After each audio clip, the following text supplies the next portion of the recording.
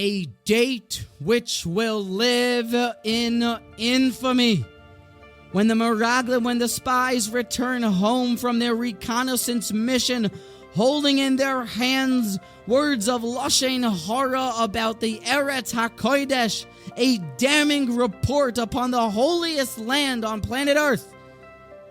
When they return with words of uncertainty, with words of doubt, with words that were a lack of bitachon in the Almighty, it was an absolute debacle and an utter fiasco. It condemned this generation to death in the wilderness. They were not to be privy to the almighty takeover. And on which date did all of this transpire? It was none other than that notorious day of Tisha B'Av, the 9th of Av, a date that has been nothing but torture and pain and a thorn in the sides of the Jewish people throughout our history. And it seems like all of it could have been prevented if one opportunity would have been taken advantage of. Rashi says that it is not a coincidence, the end of last week's Parsha and the beginning of our Parsha. The juxtaposition of Miriam's Lushen Hara about her brother and the subsequent episode of the spies' Lushen Hara about Eretz Yisrael teaches us, says the Medrash in Tanchuma, and Rashi brings it that Rishoim halalu, these wicked ones, the spies, Ra'u velo lakhu muser. They saw what happens when somebody speaks Lashon Hara and they didn't take the lesson. Ra'u velo lakhu muser, they didn't take muser. And Rabbi Yerucham explains to us that the way of a muserite, the way of a steiging and a growing person, is that things are personal to him. That the Almighty speaks to us in news, in the daily events, in the stubbing of the toe. When you see something, you should be affected by it. It's a message. You think about it.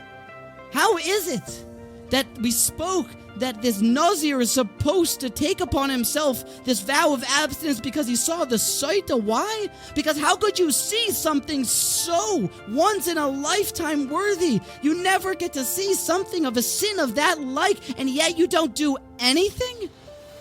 Lakhu muser, do something. It seems like if a person hears about a war in Ukraine, should say, Hashem's talking to me. Perhaps I should do something. I should be better. I should daven a bit harder. And perhaps if these Meraglim would have taken the lesson, if they would have seen what happens when one says Lashon Hara, perhaps there would be no Tisha B'Av to speak of. It would be a day of Simcha maybe. Who knows? Ra'u v'lo lakhu muser was the opportunity that they had to take the muser and to spare the Jewish people and all of the future pain. When you read this Parsha, when you witness the events that were about to transpire and it all could have been prevented, you can't help but scream. Look what happens. And even though Miriam said Lashon Hara upon a live object, a person, and yet they said Lashon Hara upon an inanimate object, and perhaps that's not a prohibition. But lakhu muser means you feel it, you see it, you know the lessons, the ethics. This isn't right. What does the Almighty want here? When you're lakhu muser, you live a growth-oriented life. When you're lakhu muser, you hear the Almighty speaking to you in a personal oifen, in a personal way in the news. And it sounds like if the Meraglim would have been lakhu muser, then perhaps there would be no Tisha B'Av to speak of.